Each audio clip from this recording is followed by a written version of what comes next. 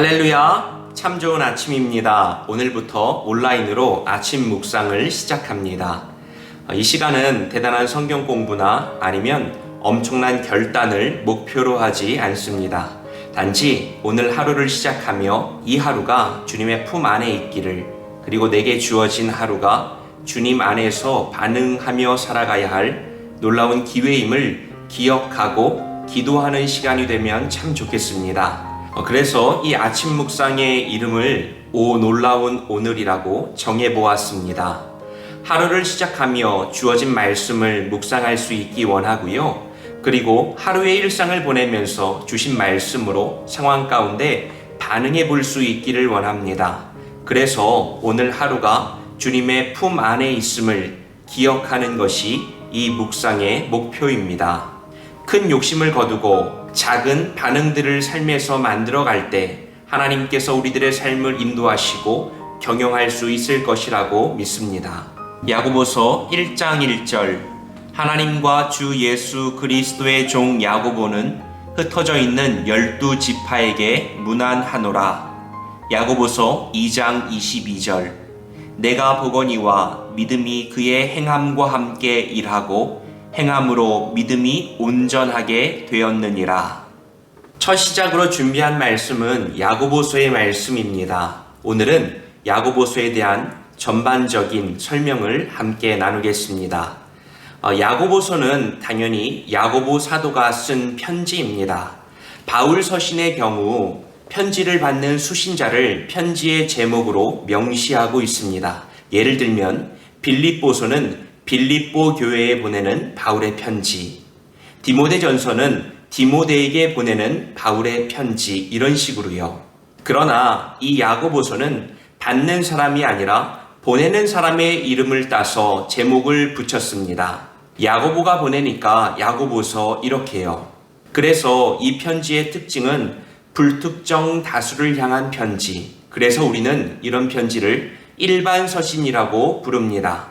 야고보서 1장 1절, 하나님과 주 예수 그리스도의 종 야고보는 흩어져 있는 12지파에게 문안하노라. 누가 누구에게 보내고 있어요? 야고보가 흩어져 있는 12지파에게 편지하고 있습니다. 누구를 말하고 있는 것일까요? 당시 상황 가운데 적용해보면 로마 제국의 박해를 피해 전 세계 여기저기에 흩어져 살아가는 초대교회 신앙인들에게, 오늘날로 따지면 믿음을 가지고 각자의 자리에서 분투하며 살아가는 신앙인들에게 쓰는 편지입니다. 우리 자신들을 말하고 있는 것입니다. 그러니까 이 야고보서는 바로 우리들에게 주시는 하나님의 말씀이라는 사실을 우리가 분명히 기억하면 좋겠습니다. 그럼 야고보서는 우리에게 무엇을 전하고 싶은 것일까요? 야고보서 2장 22절, 내가 보거니와 믿음이 그의 행함과 함께 일하고 행함으로 믿음이 온전하게 되었느니라. 처음 말씀드린 그대로입니다. 오늘 하루를 하나님의 자녀답게 살아가는 것, 오늘 하루의 일상을 믿음을 가지고 신앙을 지키며 살아가는 것, 그것이 하나님께서 우리들에게 요구하시고 우리들에게 말씀하시는 메시지라는 거죠.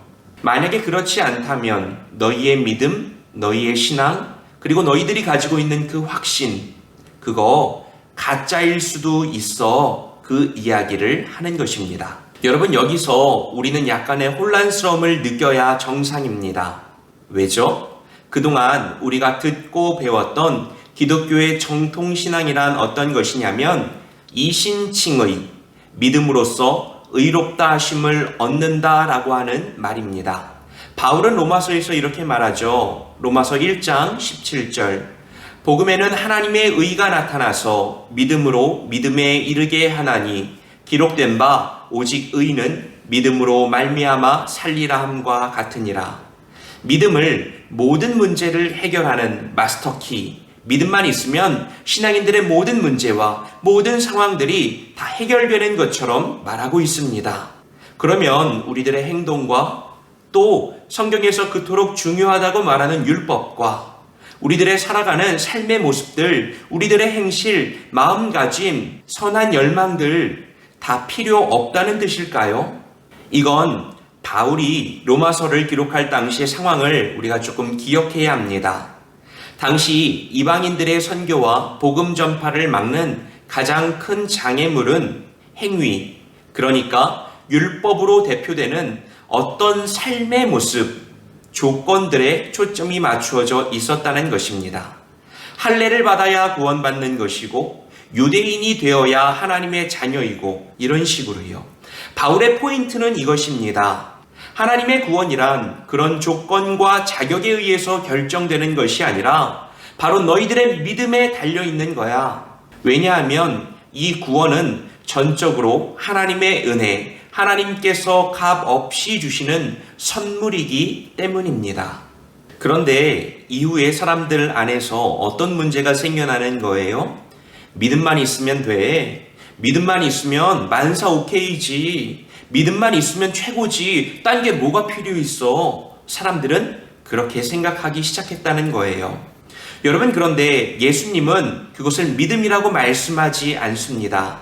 마태복음 7장 21절에 보면 나더러 주여 주여 하는 자마다 다 천국에 들어갈 것이 아니요 다만 하늘에 계신 아버지의 뜻대로 행하는 자라야 들어가리라, 그렇게 말씀하셨어요.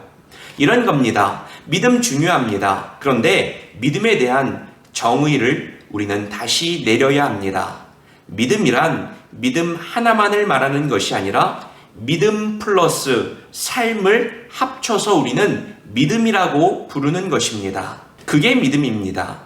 왜냐하면 믿음은 절대로 삶과 분리되지 않기 때문입니다. 이렇게 생각하면 이해가 쉽지 않을까요? 누군가를 사랑합니다. 그러면 당연히 보고 싶어지겠죠? 밥도 사주고 싶고 차도 마시고 싶고 이야기도 하고 싶고 하루의 일상들을 공유하고 나누고 싶을 겁니다. 이건 꼭 해야 돼. 너 오늘 가서 당장에 만나. 이런 당위적인 문제가 아니라 내 몸이 자연스럽게 그쪽으로 자꾸만 끌려가게 된다는 거예요. 너무 자연스러운 현상입니다. 또 사랑하면 선물도 주고 싶고 내 시간을 쓰고 싶고 물질도 아낌없이 주고 싶습니다. 좋아하는데 모든 게 아깝고 또 불편하게 느껴진다고요? 그러면 내가 진짜 이 사람을 좋아하는지 의심해 보아야 합니다. 행동이 따라오지 않는다면 그 믿음이 진짜인지를 의심해 보라는 거예요. 그러니까 야고보서는 믿음보다 행동이 더 중요하다라고 말하고 있는 것이 아니라 믿음이 있는지를 알고 싶으면 그 사람이 행동하는 것을 보면 돼, 이렇게 말해주고 있는 것입니다. 행동은 믿음을 확인해 볼 수 있는 리트머스 종이라고 표현해 볼 수 있을 것 같습니다. 믿는다면 그 믿음으로 사는 것, 그것은 너무나 자연스럽고 당연한 일입니다. 그래서 메시지 성경은 이 부분을 이렇게 번역해 놓고 있습니다. 믿음과 행함은 함께 멍에를 맨 동반자임이 분명하지 않습니까? 믿음은 행함으로 나타나는 것이 아닙니까? 행함이 믿음의 행위라는 것은 다 아는 사실이 아닙니까? 여러분, 둘은 같이 가는 겁니다. 둘은요, 태생적으로 나누어져 있지 않습니다. 믿음과 행함, 이 둘은 동전의 양면과도 같습니다. 사실 한국교회는 바로 이 부분에 실패했습니다. 오늘 우리가 만나게 되는 많은 신앙인들은 여기에 대한 왜곡되고 잘못된 습성들을 자연스럽게 여기고 있습니다. 믿음이냐 신앙이냐, 이 둘을 따로 떼어놓고 둘 중에 무엇을 선택할지를 강요하고 또 그것으로 인하여서 우리들을 판단하고 있는 것 같습니다. 신앙인들이 그토록 강조하는 믿음이라고 하는 거요. 내 몸이 그쪽으로 따라가지 않는데, 내 마음이 생기지 않고 자연스러운 감정들이 생기지 않는데 우리는 자꾸만 믿음만을 중요하다고 말합니다. 믿음, 늘 믿음을 말해왔습니다. 그 믿음 내 거 맞습니까? 그 믿음 진짜 맞습니까? 믿지만 하고 싶지는 않다? 믿지만 생각나지 않는다? 참 이상한 일입니다. 우리는 이런 주제들을 놓고 앞으로 야고보서의 말씀을 함께 나누기 원하는 것입니다. 오늘 우리는 하나님께서 허락하시는 놀라운 하루를 시작합니다. 믿음으로 하루를 채우고자 부족하나마 말씀 앞에 서기 원합니다. 그런 우리들에게 필요한 것은 대단한 믿음이 아니라 작지만 진실한 고백입니다. 그리고 그 고백에 대한 우리들의 삶, 바로 일상을 통한 반응입니다. 그러기 위해서 필요한 것은 내 모습을 있는 그대로 바라보며 표현할 수 있는 기도. 내 안에서 성령님께서 역사하시지 않는다면 나는 아무것도 아님을 인정하는 기도. 내가 믿는 만큼 고백하고 고백하는 만큼 살아가겠다는, 아니 살아내겠다는 바로 그 기도. 화려한 기도가 아니라 진실한 기도입니다. 여러분, 요즘 참 마음이 착잡합니다. 그동안 코로나 바이러스로 인해 참 많은 고생을 했는데요. 그 가운데 교회는 조심스럽고 또 적극적으로 대처해 왔습니다. 그런데 이제는 코로나 확산의 주범으로 많은 사람들이 우리 신앙인들을 비난하고 있습니다. 이런 상황들 가운데 참 억울하고 안타깝고 또 항변하고 싶은 마음이 들기도 합니다.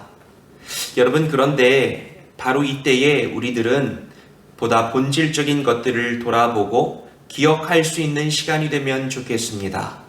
사람들을 향하여서 분노와 또 우리들의 감정들을 표출하기 이전에 교회가, 그리고 믿음의 사람들이 그동안 우리들의 믿음을 어떻게 표현했고 또 어떻게 나타내고 있었는지를 돌아볼 수 있는 시간이 되면 참 좋겠습니다. 믿음, 그 믿음이 우리를 통하여서 어떻게 증명되고 나타났는가, 그리고 그 믿음이 우리들의 삶의 자리에서 어떠한 향기와 모습으로 나타났는지, 그것들을 돌아보는 시간들을 우리는 이 기간 동안에 가져야 합니다. 우리 오늘 하루를 이렇게 시작합시다. 하나님, 내 마음 가운데, 내 모습 가운데 선한 것이 없습니다.